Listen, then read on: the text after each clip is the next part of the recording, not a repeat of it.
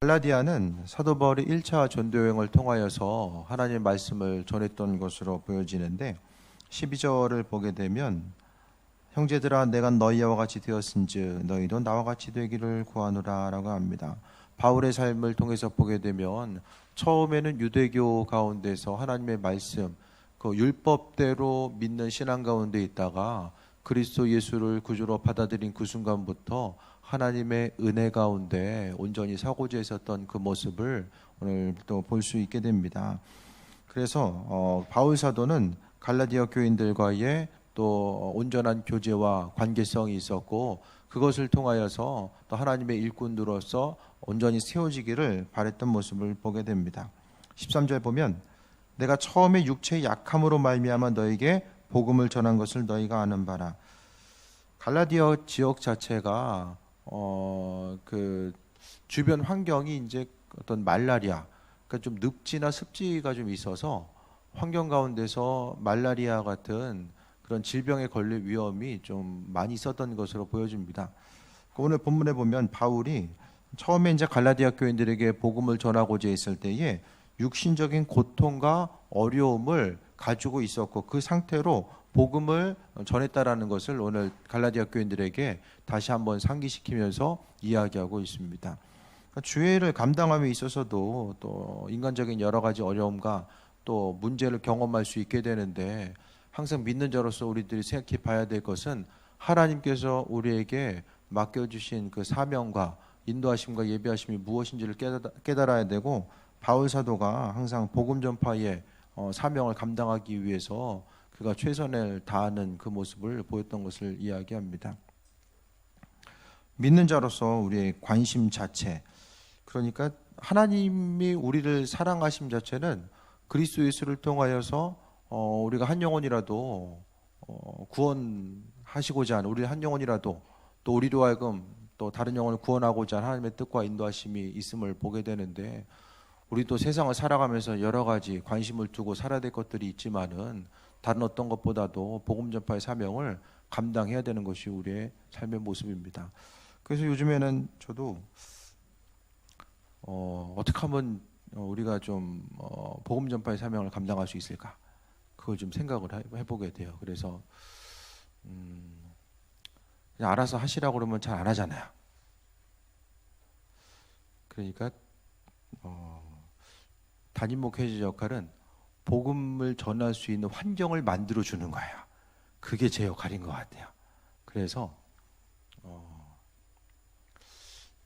그 전도 대상자들 셀 모임 시간에 좀 적으라고 2주 연속 말씀드렸는데 아무도 안 좋아하세요.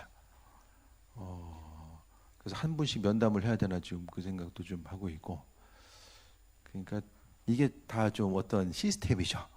하나의 시스템을 통해서 왜냐하면 여러 가지 이제 설교 말씀을 통해 잠깐 다른 얘기가 될 수 있지만은 설교 말씀을 통해서 복음 전파해야 됩니다. 그거 하고 실제적으로 누군가가 그것을 좀 점검하고 확인해주고 하는 부분들이 너무 중요한 것 같아요.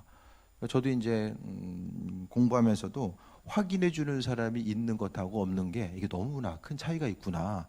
우리 육신적인 연약함이 있기 때문에 또 누군가를 통해서 또 바른 길로 인도해주는 그 하나의 좀 절차 또 이런 복음을 전할 수 있는 환경들 자체가 너무 중요한 것 같아요. 우리가 이제 그동안 오면서 전도함에 대해서 그렇게 이제 많이 말씀을 제가 안 드린 것 같아요. 좀 편하셨죠? 네. 근데 우리가 이제 복음을 전함에 있어서 여러 가지 방법이 있죠. 근데 초대교회부터 지금까지 있을 때에 그 교회 역사를 통해서 쭉 보게 되면은 거의 이제 관계전도를 통해서 교회가 성장해 왔어요.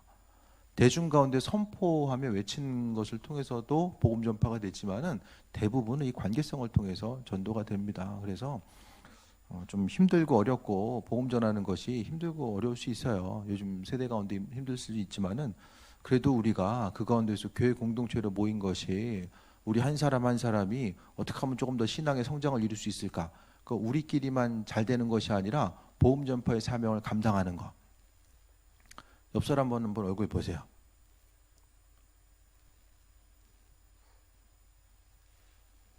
지금 전에 교회에 있었던 분들 그대로 앉아 있잖아요. 그렇죠? 오늘 뭐 특별히 더 그렇지만은 네. 좀 우리가 좀 삶을 돌아봐야 됩니다. 그래서 이제 그동안 우리가 내면 가운데서 하나님의 말씀 가운데 성장하고 그 말씀을 통해서 우리가 조금씩 믿음을 커오면서 우리 자신이 성장해 왔다라고 한다면 이제는 나 자신을 넘어서서 하나님께서 허락하신 은혜 가운데 다른 누군가를 돌아보고 그리스도 예수가 아니면은 정말로 삶에 있어서의 희망을 발견할 수 없는 수많은 사람들, 그들이 이 땅에는 너무나도 많이 존재하게 됩니다. 시간이 지나면 지나갈수록 다른 어떤 것에 마음의 중심을 두었는데 그 마음의 중심을 두었던 것이 내가 바라고 원하는 대로 되지 않았을 때에 급격히 다가오게 되는 인생에 있어서의 무게와 절망과 공허함이 다가오게 됩니다. 그러니까 중요한 것은 우리가 다른 어떤 외적인 요인 가운데 복음 전파의 사명을 감당한 것이 아니라 오늘 사도 바울도 하나님의 명령, 그러니까 바울 사도가 몸이 아프면서까지 이렇게 복음 전파할 수 있었던 것은 한 가지예요. 주님이 그 일을 가장 기뻐하신다라고 여겼기 때문에 그가 그거에 대한 믿음, 또 하나님께서 다메섹 도상에서 바울 사도를 불러주실 때에 뭐라고 이야기했냐면은 이방인들을 위해서 선택한 나의 종이다, 일꾼이다라고 이야기했잖아요. 그러니까 우리가 여러 가지 이제 우리 한 몸 간수하게도 간수하는 것도 힘든 또 시대를 우리가 살아가고 있지만 이제는 좀 나를 벗어나서 주변 누군가에게 또 복음을 전하는 것이 서로 이제는 뭐 셀 모임을 통해서든지 아니면 다른 교회 가운데서의 모임을 통해서도 이제 마음의 중심을 두어야 될 것은 조금 더 에너지를 모아서 가야 될 곳은 바로 복음 전파의 사명입니다. 그래서 이 복음 전파를 어떻게 할 수 있을까? 교회 가운데서 어떻게 하면 좀 전도할 수 있는 이런 틀을 좀 갖고 갈 수 있을까? 그거를 좀 계속 우리 교회에게 맞는 부분이 뭐가 있을까? 그걸 좀 계속해서 좀 생각하고 있어요. 그러니까 다른 것보다도 물론 안 하던 거 하려면 힘들겠지만은 그래도 우리 인생 가운데서 주님 맡겨주신 게 그것이기 때문에 우리가 죽기 전에 뭐 생각할까요? 다른 어떤 것보다도 마지막 순간에는 주의 말씀 가운데 복음 전파하는 삶, 내가 그리스도 예수를 체험받고 그 체험받은 것이 나로 인해서 끝나는 것이 아니라 그 예수를 나를 통해서 증거되는 삶. 그러니까 제가 계속 말씀드리지만은 신앙생활은 관계를 통해서 우리가 더 온전해지고 그 관계를 통해서 하나님을 더 알아갈 수 있다라고 말씀드리잖아요. 결국 복음 전파의 삶을 통해서 내가 더 성장해요. 내가 하나님의 일꾼으로서 성장하고 또 복음 전하다 보면은 성경에 나와 있는 특히 이제 신약 성경을 통해서 나와 있는 하나님의 그 복음 전파의 사명의 그러니까 역사잖아요. 예수님께서 이 땅에 오셔서 복음을 전하셨고 그 복음을 제자들이 어떻게 전하는지가 성경의 그 역사입니다. 그러니까 우리가 말씀을 전하다 보면은 성경에 나와 있는 한 구절 한 구절이 좀 다른 시야에서 보여져요.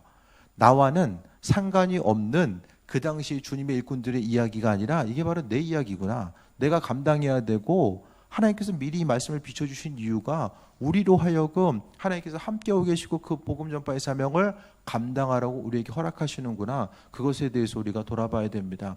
지금까지의 모든 에너지, 하나님께서 허락하신 은혜와 인도하심과 축복하심의 모든 것들을 이제는 나 자신을 향해서 계속 쏟아놓을 것이 아니라 역으로 먼저 그의 나라와 의를 구하라고 말씀하셨고 낮아지고자 했을 때 높아진다라고 했었던 그 하나님의 온전하신 뜻과 방법이 있다라는 것에 대해서 생각하며 이제는 그 복음 전파에 또 하나님께서 맡겨주신 교회로서의 사명과 그 중심, 시간과 물질의 모든 것들을 우리가 그쪽에 중심을 두어야 됨을 우리가 보게 됩니다. 조금 더 움직이려면은 힘들겠지만 그래도 복음 전파의 사명은 주께서 하신다라고 말씀하셨기 때문에 우리가 감당하면서 나아가는 거예요. 저러다 말겠지라고 생각하지 마시고 저러다 말면 안 됩니다. 그래서 어쨌든 저도 계속해서 뭐 다른 것도 있겠지만은 특히 앞으로의 이제 교회 방향성 자체는 복음 전파의 사명을 감당하는 거. 누가 있어야지만이 양육도 가능하고 또 주의 일에 대해서 더 쓰임 받으면서 다 마찬가지잖아요. 자라는 아이들 세대부터 또 작년 노년에 이르기까지 우리가 우리 한 사람 한 사람이 깨어서 교회 사명 자체가 있죠. 여기 써 있잖아요. 우리 존재 목적이 이거예요. 기도와 말씀으로 충만하여 복음 전하는 교회. 존재 목적이 이거예요. 기도와 말씀을 충만해서 우리끼리 모여있는 교회가 존재 목적이 아니라는 거예요. 앞으로 방향성에 대해서 우리가 조금 더 구체적으로 잡고 이제 나가고자 했을 때에 오늘 본문에 나와 있는 거 복음 열심히 전도하다 보면 오늘 갈라디아 교회를 향한 사도 바울의 그 마음이 무엇인지가 우리 심령 가운데 전달이 돼요. 계속 보겠습니다. 육신의 어려움과 고통이 있었지만은 바울 사도는 계속해서 복음 전하는 거 그 부분에 대해서 이야기합니다. 14절에 보니까 너희를 시험하는 것인데 육체에 있으되 이것을 너희가 업신여기지도 아니하며 버리지도 아니하고 뭐 했냐면은 말씀을 막 전하는 그 과정 가운데 있을 때에 뭔가 육신의 질병이 있어서 그러니까 복음을 전하고 갈라디아 교회 가운데서의 목회를 감당하고자 했을 때에 뭔가 심각한 문제가 발생했던 것 같아요. 정확히 어떤 건지는 모르지만은 뭐 학자들은 뭐 간질이라고 이야기하기도 하고 뭐 다른 여러 가지 것들, 말라리아로 인한 어떤 여러 가지 발작이나 다른 것들을 이야기해요. 예를 들어서 막 설교하다가 쓰러지는 거예요. 그래도 싣고 나가요 누가. 그럼 분위기 이상이잖아요. 그런 부분들, 그러니까 목회하기에 아주 심각할 만한 결점들이 육신의 약함으로 인해서 바울 사도에게 있었다라는 거예요. 그러니까 어떻게 생각하면은 그의 환경 자체가 인간적으로 생각하면 좀 육신적으로 쉼을 얻고 조금 더 어떤 재충전해야 되는 그 시기에 바울은 계속해서 움직이고 나아갔던 것을 보게 됩니다. 그 부분에 대해서 오늘 갈라디아 교인들에게 이야기하는 것은 교인들이 감사하게 고맙게 여겼다라는 거예요. 그러니까 오늘 전체적인 그 틀 자체를 다시 한번 말씀드리면 사도 바울이 한 곳에 머무른 기간이 갈라디아 교회 가운데서는 길지 않았어요. 그래서 지난 다음에 갈라디아에서 소식이 들려오는데 뭐가 들려오냐면은 이단의 무리들이 거짓 교사들이 들어간 거죠. 그래서 뭘 이야기하냐면은 거짓 교사들이 행했던 것의 중심은 뭐냐면은 믿음으로 인해서 구원받는다라는 사실을 의심하게 만드는 거예요. 그래서 믿음이 아니라 율법을 통해서 구원받을 수 있다라는 사실을 다시 한번 역으로 사람들을 미혹한 거예요. 율법이 아니라 그리스도 예수를 통해서 우리가 믿음으로 구원받는다 했는데 율법은 이거 해야지만이 구원받는다는 것으로 다시 역으로 돌아가게 된 거예요. 그러니까 예수님 믿지 말라는 것이 아니라 예수님도 믿어야 되지만은 율법의 내용을 더 중요하게 여겨야 돼. 이렇게 여기는 무리들이 있었다는 거죠. 그것에 대해서 사도 바울이 갈 수 없는 환경 가운데서 갈라디아 교인들에게 서신을 통해서 지금 남기고 있는 거예요. 이게 전체적인 내용입니다. 그래서 지난날에 사도 바울과 또 갈라디아 교인들과의 관계성 자체가 어떠했는지에 대해서 말씀하고 있어요. 힘들고 어려운 상황 가운데 있는데 그렇게 육체에 있어서의 어려움이 있을 때 바울 사도가 쓰러져 가지고 또 이제 어떤 그 환경 가운데 어려움이 있고 예배 시간 이제 다 됐는데 이제 아파가지고 못 나오는 거예요. 이게 좀 심각할 정도로 좀 어려움이 있지 않았을까. 그래서 그럼에도 불구하고 업신여기지도 않고 또 이제 다른 데 가세요. 이제 목회 좀 바꿔야겠어요. 그렇게 이제 이야기하지도 않았다라는 거예요.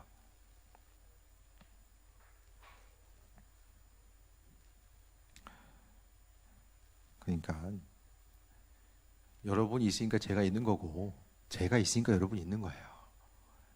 이게 정말 하나님의 은혜입니다. 또 어떻게 생각했냐면은 오직 나를 하나님의 천사와 같이 또는 그리스도 예수와 같이 영접하였도다라고 이야기합니다. 목회하기 참 좋은 환경이었던 것 같아요. 목회자에 대해서 천사와 같이 여기고 예수님과 같이 영접했다. 이런 환경을 이야기하는 거죠. 참 단임 목회자를 천사와 같이 예수님과 같이 영접해야 된다고 그러면은 예전 시대 가운데서는 그래야 되는구나 했는데 요즘에는 참 그 인본주의적인 사고가 이제 강하게 나타나다 보니까 너나 나나 똑같이 이제 생각하잖아요. 근데 돌아보게 되면 그 여러분은 평신도로서의 그 가장 좋은 점은 목회자를 통해서 하라는 건 좀 하시고 하지 말라는 건 좀 안 할 수 있는 이끌어 주는 대로 가면 되잖아요. 내가 뭘 스스로 어떻게 해야 되지 날마다 고민하지 않아도 이거 어떻게 해야 될까요? 물어보면은 답을 해줄 수 있는 누군가가 있잖아요. 전 물어볼 사람이 없어요. 그게 제일 좀 어려움이 있는 거예요. 목회하면서.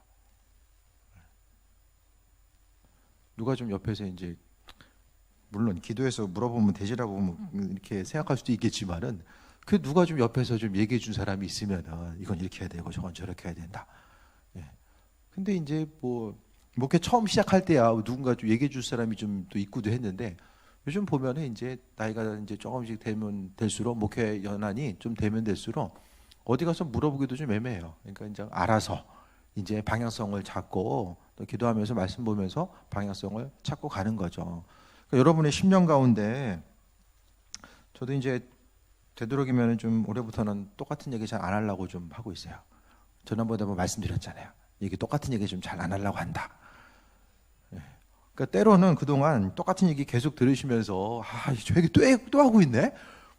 그렇게 뭐 생각할 수도 있을 거예요. 그런데 얘기해 주는 게 이게 얼마나 큰 은혜인가. 조금 더 옆에서 보다 보면은 내가 내 자신에 대해서 못 볼 때가 있잖아요. 그래서 하지만 이제 옆에 있는 우리 교회 가운데서 보게 되면 누군가 좀 이렇게 믿음의 권면을 해주는 것도 좀 부담스러워요. 말을 전체적인 분위기 자체가 내가 어떤 믿음의 권면을 했을 때에 그것에 대해서 하는 것 자체를 좀 부담스러워하는 거죠. 그런데 하나님께서 우리에게 마음 허락하시고 말씀 주신 것들에 대해서는 또 담임 목회자와 얘기하고 또 분명히 또 전할 수 있는 그 서로를 향해서 권면해주고 세워나갈 수 있는 그런 분위기가 분명히 되어야 됩니다. 듣다 보면은 어쨌든 간에 담임 목회자의 믿음의 선포 자체가 들을 귀 있는 이들은 듣는 거죠. 하나님께서 주시는 것들에 대해서 객관적으로 보고 담임 목회자를 통해서 말씀 안 해주면은 뭐 더 좋은 방법, 내가 기도해서 받고 말씀을 통해서 분명히 하나님께서 직접 주시겠지만은 그거보다 또 담임 목회자를 통해서 그것보다 더 쉽고 편안한 방법, 주의 음성, 또 하나님께서 주시는 것들에 대해서 더 쉽고 편안하게 받을 수 있는 방법이 있으십니까? 천사와 같이 예수 그리스도와 같이 영접했다는 게 뭘까요? 무슨 말일까요? 왜 이런 말을 사도 바울이 하고 있을까요?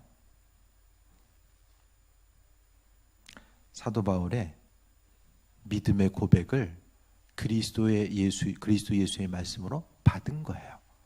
갈라디아 교인들이 천사와 같이 막 잘 대접해주고 뭐 헌신하고 섬겼다. 그럴 수도 있겠지만은 저는 말씀의 본질적인 의미를 사도 바울의 선포 자체를 그리스도 예수께서 그들 한 사람 한 사람을 위한 선포로서 그들이 받고 나아갔던 이 과정들을 또 이야기합니다. 갈라디아 교인들을 향해서 사도 바울의 마음의 기쁨과 감사하는 마음이 있었어요. 목회를 하면서 가장 기쁜 게 뭐냐? 그거는 하나님의 말씀을 받아들이고 나서 그 말씀대로 믿음으로 순종함으로 인해서 삶에 있어서의 풍성한 열매를 맺는 삶이죠. 그게 그 모습을 볼 때에 가장 기쁨과 소망감이 있죠.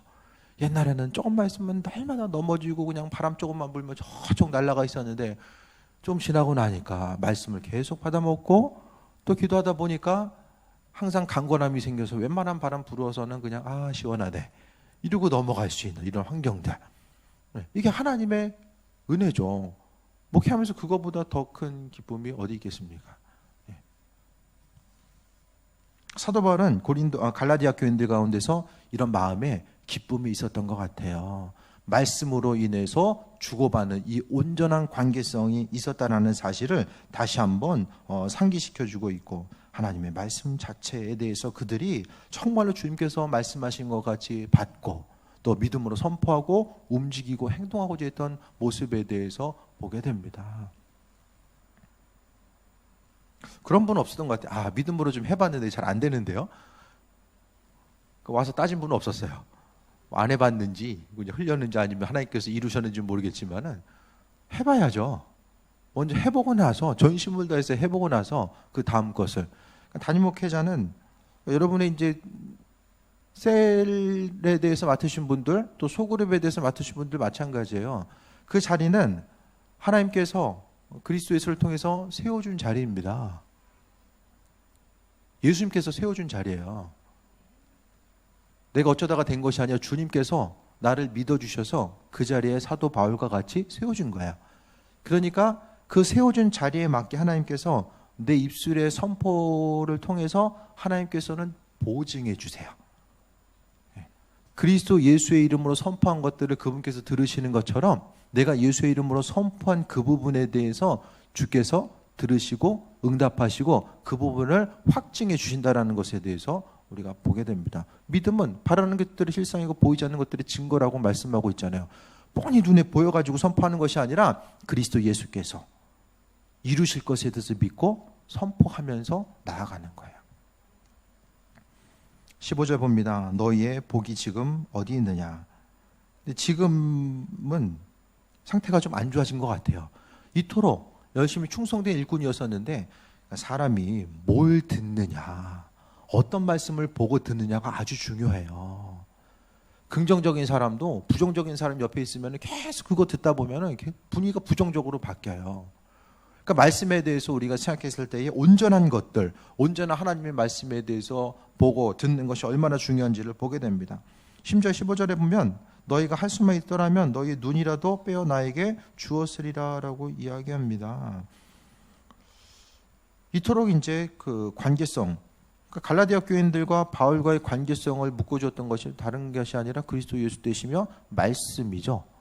그러니까 주님께서 허락하신 그 말씀을 통해서 갈라디아 교인들 가운데서 사도 바울과의 그 친밀한 이 온전한 관계성, 믿음으로 선포하고 믿음으로 하나 돼서 나아갔던 이 관계성 자체가 그들에게 있었던 것을 보게 됩니다. 주변에 눈이라도 빼줄 수 있는 사람 있으십니까?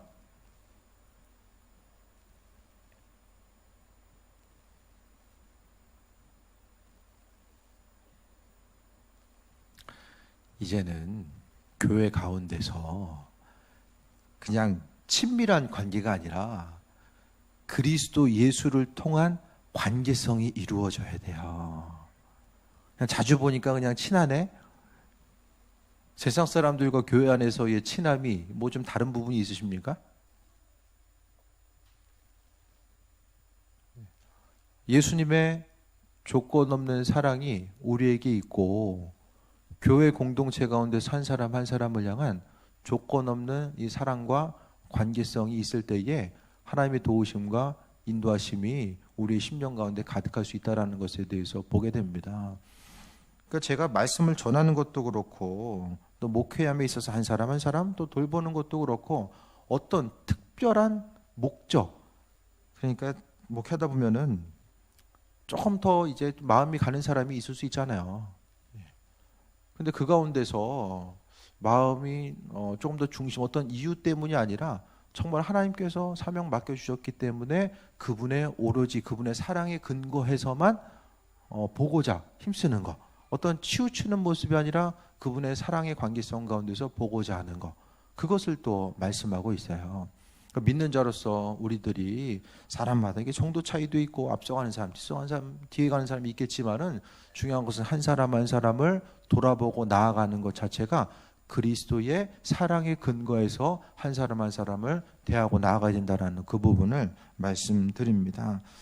믿는 자로서 우리를 향하신 주님의 뜻과 인도하신 모든 것들에 대해서 바라보고 정말로 우리가 해야 될 것이 무엇일까에 대해서 다시 한번 생각해 볼 수 있게 되길 바랍니다. 16절에 그런즉 내가 너에게 참된 말을 함으로 원수가 되었느냐라고 합니다. 부정적인 얘기, 또 사도 바울에 대해서 이제 좋지 않은 얘기, 고린도 교회 교인들과 마찬가지로 듣다 보니까 이제 어떤 그러니까 옳은 얘기도 계속 들으면 듣기 싫잖아요. 죄 짓고 있을 때 너 죄 졌어라고 이야기하면 듣기 싫은 것과 마찬가지입니다. 바울의 이제 어법을 보게 되면 가끔 좀 이렇게 좀 부드러운 어법을 사용하고도 있지만은 또 많은 부분에 있어서 핵심을 그냥 찔러서 얘기하는 부분도 상당히 많이 있어요.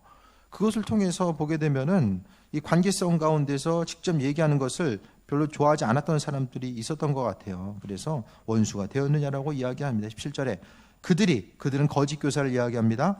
너희에게 대하여 열심을 내는 것은 좋은 뜻이 아니오 오직 너희를 이간시켜 너희로 그들에게 대하여 열심을 내게 하려 함이라 라고 말씀하고 있습니다.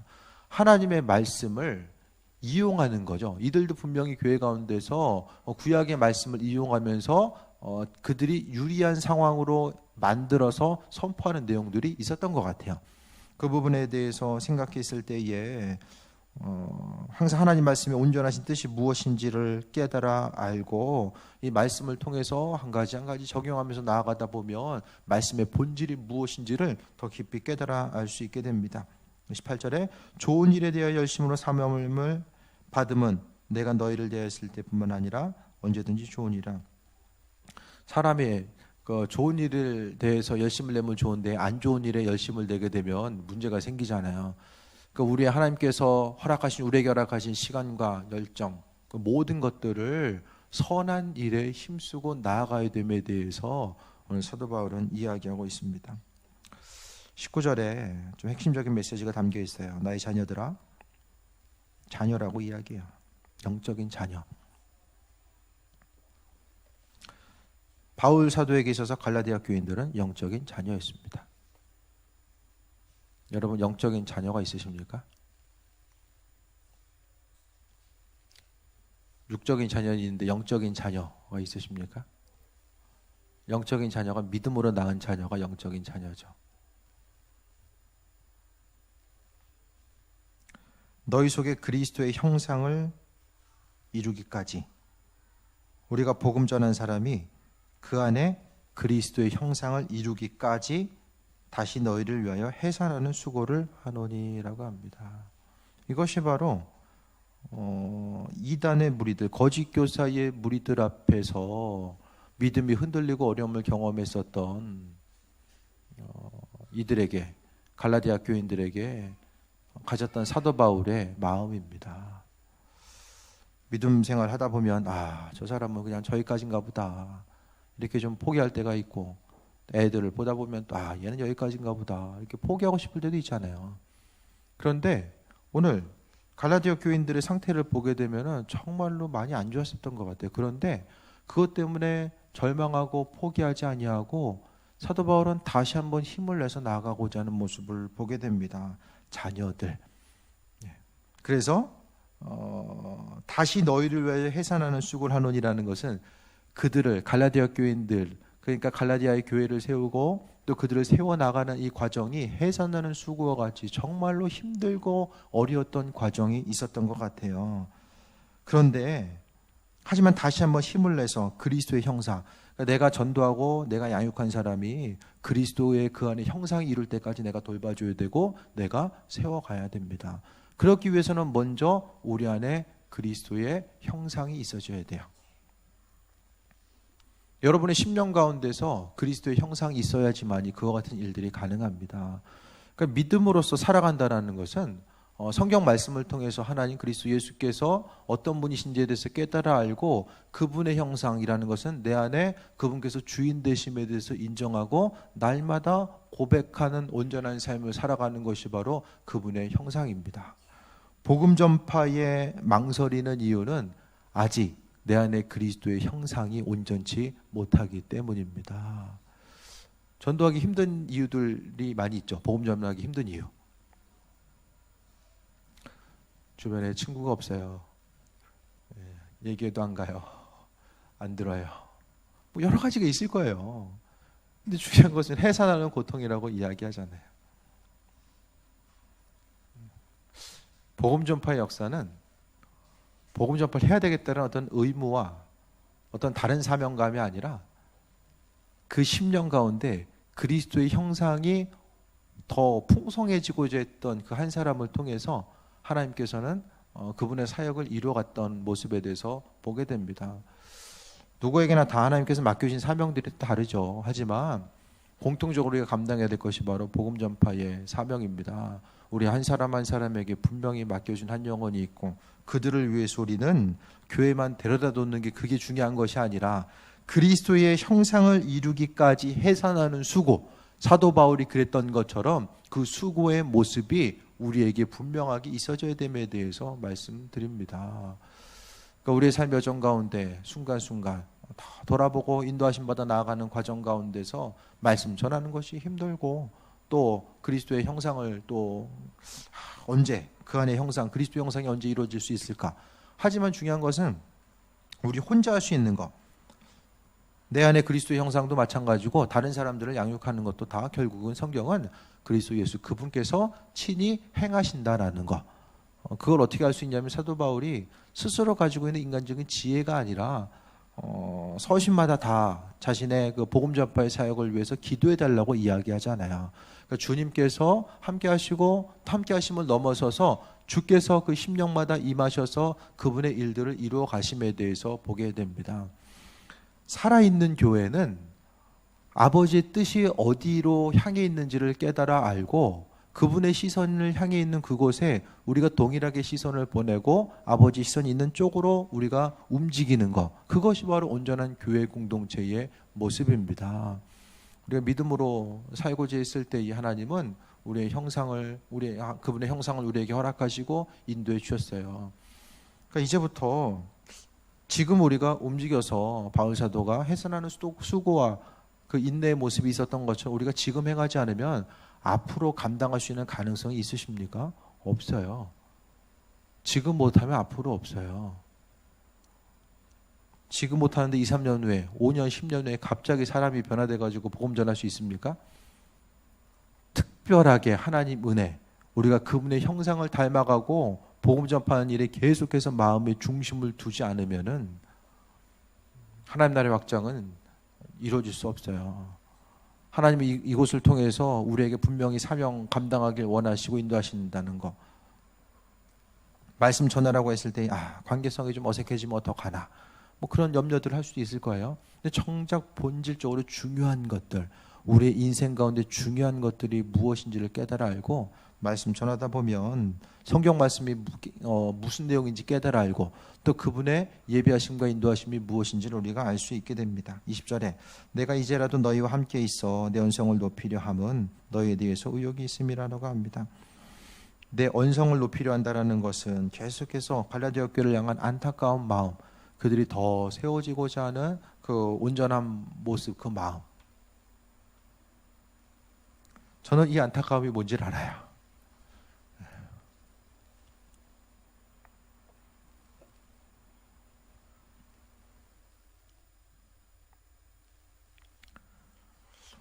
이룰 수 있고 올라갈 수 있는 게 있잖아요. 근데 그 부분을 우리는 혼자서는 할 수 없는 일들이 너무나도 많이 있어요. 하나님께서 우리에게 허락하신 은혜와 축복은 우리 잘 생각해 봐야 되는 게 뭐냐면은 세상에서 우리가 경험해야 되는 이 축복 자체는 하나님께서는 그리스도 예수를 배제하고 나서 우리 스스로 이룰 수 있게 만들어 놓지 않았다라는 거예요. 믿음의 영역이든 세상의 어떤 일이든 간에 하나님은 우리를 사랑으로 불러주시고 함께 하셔서 그리스도 예수를 통해서만이 우리가 세상에서의 참된 기쁨과 행복감을 누리길 원하시고 그분과 더불어서 이룰 수 있다라는 거예요. 그러니까 예수님 없이 내 인생의 모든 것이 편안하고 평탄하게 내가 기도한 말씀으로 주님께 서지 않아도 인생 사는 게 별로 불편하지 않고 별로 문제거리가 없는 그 삶을 살고 있다라고 한다면 이게 다 속고 있는 거예요. 세상에 속는 것은 어떤 문제로서 어려움으로서만 속는 것이 아니라 평범한 환경 가운데서도 너무나도 많이 속게 됩니다. 우리가 올라가는 것, 정말 주님을 통해서 또 존귀하게 쓰임받을 수 있고 인도하심 받아 나아갈 수 있는데 주님을 배제한 상태로 나 혼자의 모습과 능력, 어떻게 우연적으로 또 시간이 지나면 어떻게 되겠지라는 이 막연한 기대함과 생각들이 때로는 시간이 그 많은 부분이 지나감을 통해서 또 하나의 절망의 요소로서 우리 심령 가운데 다가올 때가 너무나도 많이 있게 됩니다. 한 사람 한 사람 교회 이제 있다 보면은 그런 부분들이 좀 보이잖아요. 각자 감당해야 될 부분들, 또 주님과 더불어서 행해야 될 부분들, 어떻게 말씀 보고 기도하면서 나아가야 되고 그것을 통해서 하나님께서 이루시고 인도하실 것에 대한 기대함과 소망함이 저에게 있는데 그 부분에 대해서 믿음으로 권면하고 있을 때에 하나님 말씀으로 붙들어서 조금씩 앞으로 향해서 나아가는 과정을 통해서 그분께서 나와 함께 하시는구나, 때로는 기다리라고 하시는구나, 그리스도 예수를 경험할 수 있는 그분과 더불어서 함께함을 통하여서 기쁨과 소망함을 누릴 수 있게 되는데 얘기를 해도 주님의 말씀으로 받아들일 수 없고, 또 주님의 말씀인 것 같은데 인간적인 의지가 연약해서 그 말씀대로 행하지 못하고 또 주님께 온전히 나아가지 못함을 통해서 날마다 동일한 자리를 반복해서 계속해서 그 자리만 맴돌고 있는 그 상태를 보는 것 자체가 오늘 그 사도 바울이 가졌었던 갈라디아 교인들을 향해서 가졌었던 그 마음이 아닐까, 그런 생각을 좀 해보게 돼요.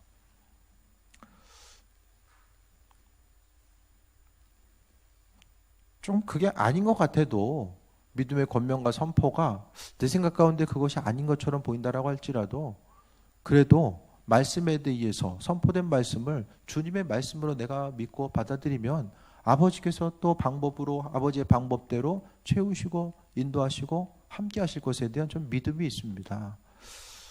우리의 심령 가운데 여러 가지 것들이 있겠지만은 다른 어떤 것보다도 주님의 사랑, 그 사랑이 우리의 심령 가운데 있어서 주님 원하시는 귀한 삶을 살고자 하는 것, 우리 인생 가운데 정말로 중요한 것은 조금 더 넓은 시야를 가지고 나아갈 수 있어야만 합니다.